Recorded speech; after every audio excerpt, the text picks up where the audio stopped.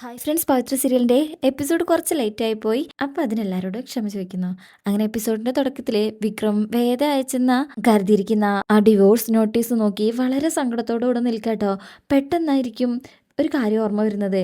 ആ കട്ടിലിൻ്റെ അടിയിൽ നിന്നൊരു ബോക്സ് എടുത്ത് അതിൻ്റെ അകത്തു നിന്നൊരു വേറൊരു കുറച്ച് പേപ്പേഴ്സ് എടുത്ത് ഇങ്ങനെ നോക്കി വേറെന്തോ ആലോചിച്ചുകൊണ്ടിരിക്കുകയാണേ. ആ സമയം ആ ഡിവോഴ്സ് നോട്ടീസും ഇങ്ങനെ നോക്കണുണ്ട് കേട്ടോ.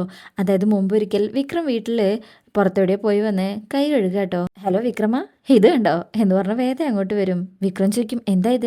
വിക്രമന്റെ ശത്രുഗുണ്ടകളുടെ ആക്രമണത്തിൽ കത്തിപ്പോയ അഗ്രിമെന്റ്. ഇതെന്ത് ചെയ്യണം, കത്തിക്കട്ടെ? വിക്രം ചോദിക്കും, അഗ്രിമെന്റോ? എന്ത് അഗ്രിമെന്റ്? അപ്പോഴേക്കും എന്താ മോളെ അത് എന്ന് ചോദിച്ച് കമല അങ്ങോട്ട് വരും. ഒന്നുമില്ല അമ്മേ എന്ന് വിക്രം പറയുമ്പോ വേദ പറയും, ഉണ്ടമ്മേ ഉണ്ട്, വളരെ പ്രധാനപ്പെട്ട ഒരു രേഖ കത്തിപ്പോയത്. അതെന്ത് രേഖ? വേദ പറയും, ഞാനിവിടെ വന്ന് താമസം തുടങ്ങിയില്ല അമ്മേ. അത് കഴിഞ്ഞ് ഏതാണ്ട് 2-3 മാസം കഴിഞ്ഞപ്പോ വിക്രം എഴുതി ഉണ്ടാക്കി എന്നെ കൊണ്ട് ഒപ്പിടിപ്പിച്ച രേഖ ഇത്. കമലിക്കും, അതെന്തിനാ? വേദ പറയും, അതൊക്കെ ഉണ്ട്, എന്നാ ഒന്ന് വായിച്ചേ, ഞാനൊന്ന് കേക്കട്ടെ. വേദ പറയും, പാതി കത്തിപ്പോയി, എന്നാലും എനിക്ക് ഓർമ്മയുണ്ട്, ഞാൻ വായിക്കാമേ. ഏ അതൊന്നും ഇല്ലമ്മേ, അവള് വെറുതെ ഒരുന്ന് പറയുന്നാ. അപ്പൊ വേദ പറയും, അയ്യേ വെറുതെ ഒന്നല്ല, എല്ലാം വിക്രം പറഞ്ഞിട്ട് എഴുതിയതാണേ. അമ്മ പറയും, എങ്കി വായിക്കി. വേദ വായിക്കാൻ തുടങ്ങുമ്പോ, അയ്യോ അമ്മ വേണ്ട എന്ന് വിക്രം പറയുന്നുണ്ട്. തിരുവനന്തപുരം ക്ഷേത്രത്തിൽ വെച്ച് ജനങ്ങൾ നോക്കി നിൽക്കുക എന്റെ കരണത്തടിക്കുകയും താലി മഹാത്മ്യം പറഞ്ഞ് ബോറടിപ്പിക്കുകയും ചെയ്തതിന്റെ ശിക്ഷയായി ഒട്ടും ആഗ്രഹമില്ലാതെ ദേഷ്യം കൊണ്ട് മാത്രം ഞാൻ കഴുത്തിൽ താലി കെട്ടിയതിന്റെ പേരിൽ നാട്ടുകാരുടെയും വീട്ടുകാരുടെയും എല്ലാവരുടെയും മുന്നിൽ എന്റെ ഭാര്യ എന്ന പേരിൽ പറഞ്ഞുകൊണ്ട് താമസം തുടങ്ങിയ വേദ ശങ്കരനാരായണൻ എന്ന സ്ത്രീയുമായി വിക്രം സുധാകരൻ എന്ന ഞാൻ ഒപ്പുവെക്കുന്ന കരാർ. അപ്പൊ വിക്രം പറയും, ഇനി വായിക്കല്ലേ? വേദ പറയും, വായിക്കട്ടെ. അമ്മയ്ക്ക് അത് കേൾക്കാൻ താല്പര്യമുണ്ട്. വിക്രം പറയും, അത് വെറുതെ തമാശയ്ക്ക് വേണ്ടി ചെയ്തതാ, നീ വായിക്കുമോളെ. അങ്ങനെ വേദ വായിക്കാണേ. നാട്ടുകാരുടെയും വീട്ടുകാരുടെയും മുന്നിൽ ഭാര്യാഭർത്താക്കന്മാരായി കഴിയുന്ന നമ്മൾ പാലിക്കേണ്ട നിബന്ധനകൾ. അമ്മയ്ക്ക് നിബന്ധനകളോ? വേദ പറയും, കേട്ടോളൂ. 1, നമ്മുടെ വിവാഹ ബന്ധം നാട്ടുകാരുടെ, അതായത് പൊതുസ്ഥലത്ത് വെച്ച് മാത്രമായിരിക്കും. സ്വകാര്യ സ്ഥലങ്ങളിൽ നമ്മൾ അന്യപുരുഷനും സ്ത്രീയുമാണ്. 2, രണ്ടുപേരുടെയും വ്യക്തിപരമായ കാര്യങ്ങളിൽ പരസ്പരം ഇടപെടുന്നതല്ല. സാമ്പത്തിക കാര്യങ്ങളിൽ രണ്ടുപേരും സ്വതന്ത്രരായിരിക്കണം. രണ്ടുപേർക്കും ഇടയിൽ പണത്തിന്റെ ഇടപാടുണ്ടായിരിക്കുന്നതല്ല. 4, രണ്ടുപേരുടെയും കുടുംബത്തിലുള്ള സ്വത്തുവകകളുടെ പേരില് രണ്ടുപേർക്കും അങ്ങോട്ടും ഇങ്ങോട്ടും അവകാശം ഉണ്ടാവുന്നതല്ല. വിക്രം വല്ലാത്തൊരവസ്ഥയിൽ ആകെ നാണം കെട്ട് നിൽക്കാട്ടോ. അമ്മ ഇതൊക്കെ കേട്ട് ഞെട്ടിയിരിക്കുകയാണേ. വേദ പറയും, ഇനി 5-മത്തെ, അതാ കൂടുതൽ രസം. നമ്മൾ രണ്ടുപേരും സ്ത്രീയും പുരുഷനും ആയതിനാൽ പരസ്പരം ഇടപഴകുന്നത് മനസ്സുകൾ തമ്മിലുള്ള അടുപ്പം കൂട്ടാൻ ഇടയാവുന്നതിനാൽ പെരുമാറ്റത്തിൽ പരസ്പരം ഔചിത്യമായി ഒരു അകലം പാലിക്കേണ്ടത് പ്രധാനമാണ്. അതിന് ഇരുവരും ശ്രദ്ധിക്കണം. വിക്രം ഇനി നാണം കെടാനില്ല. അമ്മ ഇതൊക്കെ കേട്ട് ഇങ്ങനെ കിള്ളി പോയി നിൽക്കുക. ഇനി 6-മത്തെ കേൾക്കണോ? മാനസികമായും ശാരീരികമായും പരസ്പരം സന്തോഷിപ്പിക്കാൻ ഇരുവരും ഒരിക്കലും ശ്രമിക്കാൻ പാടുള്ളതല്ല.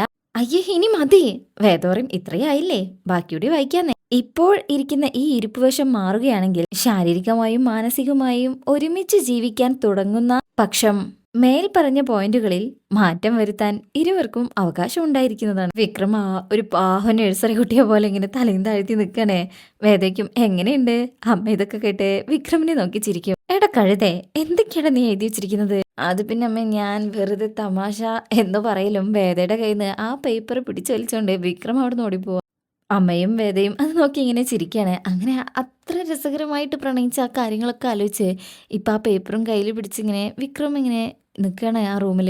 മറ്റേ കയ്യിൽ ആ ഡിവോഴ്സ് പെറ്റീഷനും ചിരിക്കുന്ന ആ മുഖത്ത് കണ്ണീര് കൊണ്ട് ആ മുഖം മാറിപ്പോവാട്ടോ. അങ്ങനെ അതിനുശേഷം പിന്നീട് കാണിക്കുന്നത് വേദ ക്ഷേത്രത്തിൽ വന്നിരിക്കാട്ടോ. ഈ സമയം തിരുമേനി പറയും, അങ്ങനെ സുധാകരൻ മാഷ വീട് വിട്ടിറങ്ങിയല്ലേ, ആ ചെറുക്കനെ നന്നാക്കി എടുക്കാൻ പറ്റുമെന്ന് കുറെ നോക്കിയതല്ലേ, എന്താ ചെയ്യാ, ചില വിധികളെ നമ്മൾ മാറ്റിയെടുക്കാൻ നോക്കിയിട്ട് കാര്യമില്ല. ഈശ്വരൻ നിശ്ചയിക്കും. മാഷിന്റെ ഭാര്യയുടെ എത്ര കാലമായിട്ടുള്ള പ്രാർത്ഥന ആ ചെറുക്കന്റെ നല്ല കാലം തെളിഞ്ഞിട്ടുണ്ടാവില്ല. എല്ലാത്തിനും ഒരു സമയം വേണമെന്നാണല്ലോ. നന്നായി വരട്ടെ എന്നിങ്ങനെ അനുഗ്രഹിച്ചിട്ട് അങ്ങനെ അവിടെ നിന്ന് പോകും. വേദ പ്രാർത്ഥിച്ച് അവിടെ നിന്ന് ഇറങ്ങും. അത് കേട്ടപ്പോൾ നല്ല വിഷമമായിട്ടുണ്ട്. എന്നാൽ ഈ സമയം വേദയെ നോക്കിക്കൊണ്ട് കമലമ്മ പുറത്ത് നിൽപ്പുണ്ട് കേട്ടോ.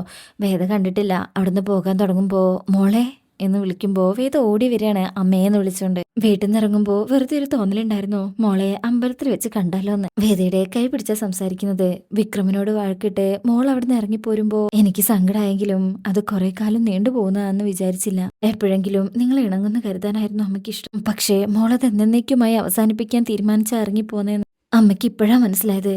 ഇത് കേൾക്കുമ്പോൾ വേദ ഞെട്ടിപ്പോകും. അമ്മ എന്താ ഇങ്ങനെ എന്നിങ്ങനെ പറയാൻ പറ്റാണ്ട് വിങ്ങാണ് വേദ.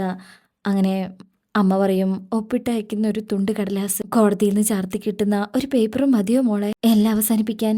വേദയ്ക്കും അമ്മ എന്തായി പറയണേ? എനിക്ക് മനസ്സിലായില്ല. അമ്മ പറയും, വിവാഹം കഴിഞ്ഞൊരു വീട്ടിലെത്തുമ്പോ ഒരു സ്ത്രീക്കൊരു പുരുഷനെയും ഒരു പുരുഷനൊരു സ്ത്രീയെയും മാത്രമല്ല കിട്ടുന്നത്.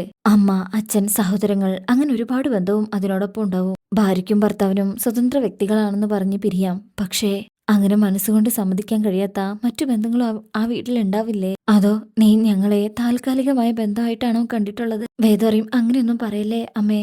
അമ്മയും അച്ഛനും എല്ലാ കാലത്തും എന്റെ ഉള്ളിൽ അതുപോലെ ഉണ്ടാവും. അമ്മ കരഞ്ഞോണ്ട് തന്നെ പറയണേ, നീയും വിക്രവുമായിട്ടുള്ള പ്രശ്നം എന്താണെന്ന് എനിക്കറിയില്ല. പക്ഷെ അത് ബന്ധം വേർപ്പെടുത്താനുള്ള തരത്തിലേക്ക് വളർന്നു. മോളാഴ്ച നോട്ടീസ് കിട്ടിയപ്പോഴാണ് മനസ്സിലായത്. വേദയും ഷോക്കായി നിൽക്കണേ.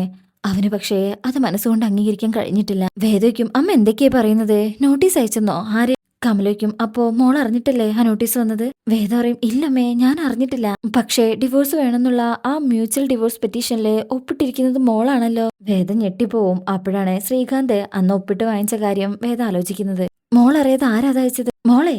വേദ കരഞ്ഞോണ്ട് പറയും, അമ്മേ, അതയച്ചതാരാണെന്ന് എനിക്ക് മനസ്സിലായി എന്ന് പറഞ്ഞേ എന്തോ തീരുമാനിച്ച മട്ടിലെ വേദ അവിടുന്ന് പോവാണേ. മോളേന്ന് വിളിക്കുന്നുണ്ടെങ്കിലും വേദ പിന്നെ നിൽക്കുന്നില്ല. അവിടുന്ന് നേരെ ദേഷ്യത്തോടു കൂടെ സ്വന്തം വീട്ടിലേക്ക് തന്നെയാ വന്നിരിക്കുന്നത്. നേരെ ശ്രീകാന്തിന്റെ റൂമിലേക്ക് കയറും. എന്നിട്ട് റൂമിന്റെ അകത്ത് കയറി ഡോറ് ലോക്ക് ചെയ്യും.